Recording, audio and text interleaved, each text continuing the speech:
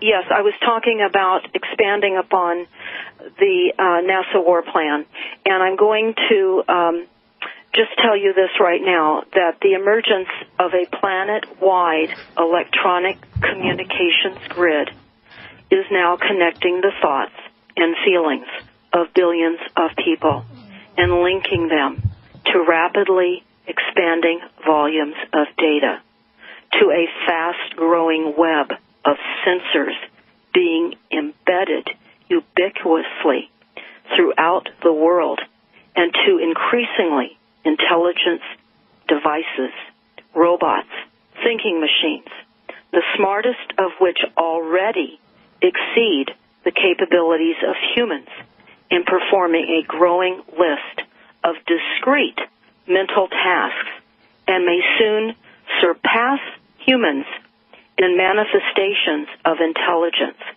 We have always assumed as humans we would remain the unique province of our species. Then, the emergence of a revolutionary new set of powerful biological and biochemical, genetic, and material science technologies that have been enabling the scientist to reconstitute the molecular design of all solid matter, reweave the fabric of life itself, alter the physical form, traits, characteristics, and properties of plants, animals, and humans, and seize active control, listen to this, seize active control over evolution, crossing the ancient lines dividing the species, and invent entirely new ones, never imagined in nature. So this is what has been the long sought-out dream of those drunken with power and money, and their hearts filled with evil, and absolutely no concern for life at all. And we're reminded here in the FBI director's warning back in 1956, which was J. Edgar Hoover. He said, the individual is handicapped by coming face to face with a conspiracy so monstrous he cannot believe it exists. The American mind simply has not come to the realization of the evil which has been introduced into our midst. It rejects even the assumption that human creatures could espouse a philosophy which must ultimately destroy all that is good and decent. And I can only say at this moment, Daniel, with what I'm going to talk about next, we all must live in right conduct. We must do the next best right thing, because we are facing the unthinkable, and we are facing the inability to think, and we're going to have to remain close with family and friends. It has been advised that people travel in pairs because of the police state that we are in, and the fact that there are many community deep state purveyors out there that are set on organized gang stalking and electronic entrainment and harsh cruelty and torture to millions of targeted individuals, not only in the United States, but in and overseas as well. And I covered many targeted individuals on my Rinse Radio network. I would request that everybody become familiar with what is happening, because we, all of us, are going to be targeted like that. And we will not be able to have free will. A few years ago, I found on the whitehouse.gov website a map, and it was in a 12-page document. And it was a map showing the United States, and around the perimeter of the United States, it showed electromagnetic fields being set up. And it was the President's Council of Advisors on Science and Technology, and this was July the 20th of 2012. And it talks about quantum computers, and what we know is quantum computers is mind theft. It's invasion of the human brain with artificial intelligence that controls specific thoughts, emotions, and directing physical actions into unsuspecting human beings. And I would recommend you watch The Cooking of Humanity, where I discuss this document with Barry Trower, The Cooking of Humanity, on YouTube. I hear a break coming up. We'll be right back. Yeah, we'll be right back after this 5-minute break. Deborah Tavares, what is the end game? My God, are you listening to what she's saying? Stay tuned.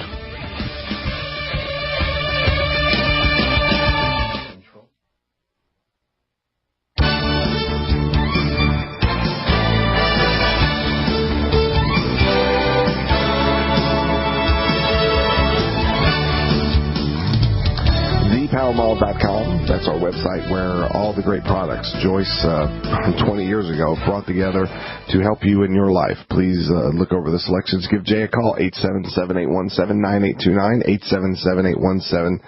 877-817-9829. And anything, especially from Numana, is all on discount at ThePowerMall.com. Call Jay, 877-817-9829. Getting back to Deborah Tavares. Continue on, Deborah. You're painting a pretty dire, grim picture here, but go ahead and complete what you were saying. Stand. This is the depth of the documents that we have researched and that are available for everyone to find if they found them too. But right now I want to pause and I want to go over some of the effects that we're going to be feeling from this electromagnetic grid that we will and are all suffering from now. And when I mentioned that we need to travel together, we do, because we are in that kind of danger. It would be like taking a swim out beyond the breakers in the ocean with nobody on shore to see if you were okay, pulled out to sea by a riptide, etc. But here are some of the things that we're going to be feeling, and many are already, and Big Pharma is there to help you out. Confusion. Now, we know that the dementia and Alzheimer's is now being created environmentally. We've been told that there will be millions of people affected, the baby boomers, in dementia and Alzheimer's. This is all part of a weaponized opportunity for Big Pharma to make profits off of our dead and dying elderly people that have these diseases. I don't say this lightly. I have empathy for anyone that's listening that is suffering with a family member that has this kind of infliction, because I also know, as many of you know, that autism is the same thing. It was an environmentally created group and class of population. Make no mistake. When you have 1 in 50 births born on the autistic spectrum, that eliminates the ability to have reciprocal emotions and feelings. You have designed a class of people that can push these buttons that we're going to be experiencing with all of these drone assaults overseas, etc. This is very, very dangerous times. And this is, of course, not including all of the electromagnetic robberies of our brains and minds and free will.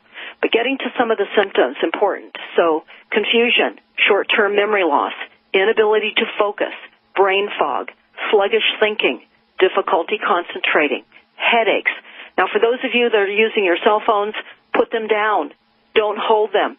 In the very, very fine print that you don't read, it says don't have them any closer than an inch from your body. That means not even holding them in your hands or putting them in your back pocket.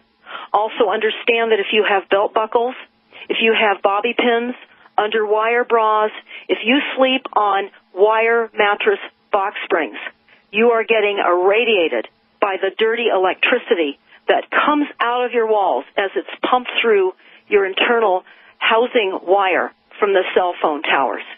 But migraines, vision disruption, eye problems, eye pain, cataracts, head or chest pressure, allergies, difficulty breathing, respiratory problems, slow reaction time. We're going to have many, many more car accidents, many work-related accidents as well. Sleep disruption. We know that certainly they have been amping up the cell phone towers, and they can do this with our smart meters individually on our homes to increase the frequencies that disrupt our sleep, breaking us out of the deep sleep necessary for immune support. Insomnia, night sweats, nightmares, dizziness, disorientation, balance problems. There's many, many people now having balance problems. Anxiety, depression, suicide, tension, irritability, tremors, nervousness, seizures, vertigo, nausea, vomiting, flu-like symptoms, digestive difficulties. I'm going to stop. This list goes on and on. You can go to stopthecrime.net. You can go to the Smart Meter website, and you can download this list for yourselves. But I will say that it includes violent behavior, autism, ADHD, weakened immune systems, physical weaknesses and pain, high blood pressure, leg cramps. Now, we happened a couple of years ago while we were at a convention in San Jose. We ended up being able to be in a 20-seat roundtable discussion with some big pharma representatives. How we were able to stay there and sit there is beyond me. But there we were, my husband and I. And we were listening to their strategies on rebranding pharmaceuticals. And their goal for rebranding pharmaceuticals is to create the idea that it is food. That it is food. So, of course, itching and chapped skin, benign urinary fibroid tumors, bone loss, dehydration, kidney damage, DNA breakage, changes in genetic makeup. It shuts down our cells. We have cell death, leg cramps, stiff neck or back, circulation problems. The list goes on and on and on. Now, I'm going to share with you this. I've read this many, many times on air, but it bears repeating because this is critically important. This came out of a meeting out of New York City in the winter of 1994. Quote, therefore, 1995 will be the year where massive doses of electronic mind control programming, thought intrusion, and brain biogenetic manipulations will commence in large scale. These projects are no longer experimental. They are fully operational, and field testing is over. The entire arsenal of frequencies will be unloaded on the USA, Australia, New Zealand, Canada, and Mexico as part of Stage 1 of the first protocol. And it includes these projects. Project Woodpecker, Project Buzzsaw, Videodrome, Subliminal, Sonic Pulses, Holograms, Visions, Voices, which is V2K, and Strange Psychokinetic Phenomenon. They caution, they say, beware of TVs, computers, movies, radios, and phones. All books, magazines, newspapers, printed advertisements, and posters will also contain the encrypted subliminal holograms. Now, we've seen that. You can go online. You can look at the subliminal holograms in the Disney cartoons, for an example, but I'm going on with this. In addition to the obvious programming of commercial consumerism and marketing, reason behind all the subliminals and electronically compressed information in movies, commercial television, Hollywood videos, radio and telephones, and now encrypted in printed matter, this all affects the brain's neural networks and functions through select frequencies and their harmonics to diminish our will, the will of individuality, creativity, and of the individual. Furthermore, they say the protocols intended to give, in essence, the commands of obey the law. Do not question authority. Government is your God. Do as you are told. Also, erotic thoughts of anger, fear, depression, and listen to this, and wanton sexuality are also included. This causes utter confusion in individuals who don't know where these strange thoughts are coming from. So now you all do. You've been told this is coming a long time ago. It is here. And I'm going to refer everyone to a song. I interviewed this targeted individual. He wrote this song and it's called Waves of Darkness. Waves of Darkness. Listen to the words very carefully. You're hearing the experiences of what it is like to be targeted. They get into your dreams. You're spoken to by voice to skull. These people are shot with directed energy weapons that are torturing people. I get calls. We get calls. We've talked to targeted individuals. These people are in pain, and they're being targeted. And we believe that they are mentally ill. That is the narrative. Just like every one of you that is listening to this program right now, this is conspiracy, when all of those that don't understand reality are, in fact, in the conspiracy. So we have to get this information out to those that will listen. We have to stay together. It requires that we stay together and protect one another. My last days on the Rinse Radio Network was shortly after Jeff Rinse was assaulted by weapons and had a horrible auto wreck. You may remember that. And you will hear me discuss that on the plan to burn up Northern California, because I was helping Jeff with his radio programming time to get that information out when he was really in a difficult place. But I want to go on. Hold that thought, Deborah. We got one last segment after this 3-minute break. Stay tuned. 4-minute break. Stay tuned. We have about 9 minutes left in the broadcast. The websites are stopthecrime.net, primarywater.org. Deborah Tavares. I got 3 questions for you, and then you take the floor.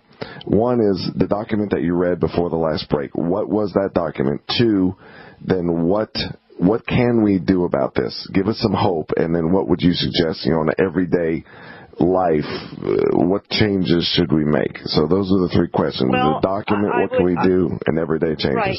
Starting with the last question, what can we do in everyday life? Certainly reduce your cell phone and any wireless technology that you have gotten brain addictive in using. Go and get some Mylar. You can find that in any camping supply. For $4, you can get a package large enough to wrap up your cell phones. Do not keep your cell phones in your homes.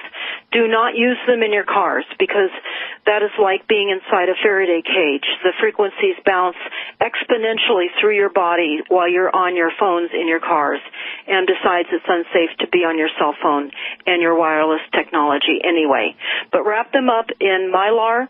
Call your cell phone from another phone, and it hopefully won't ring. If it does, you need more Mylar wrapped around it. You can also put your cell phones in your microwave for those of you that are still cooking your food and changing the food quality in your microwave, but you can put your cell phone in the microwave, close the door. Obviously, don't turn the microwave on. Call your cell phone from another phone. If it rings, never use your microwave again. It leaks. But I can tell you that in every day, travel with people that you know that have some inkling of what we face as humanity. The hope and what we can do, again, unplugging from technology. And what were the other questions? What was the document you were reading from before the break? You were reading a document about 1995. Yes. Okay. That is on stopthecrime.net. If you scroll to our flyers, that is on our full page flyer, and it is there. So you can find it on the flyer on stopthecrime.net. I hope I answered all the questions, because given the short amount of time, I want to leap into this and then certainly come back on the program and discuss this latest understanding more fully. We need to understand the next frontier of climate change, and it is resilience.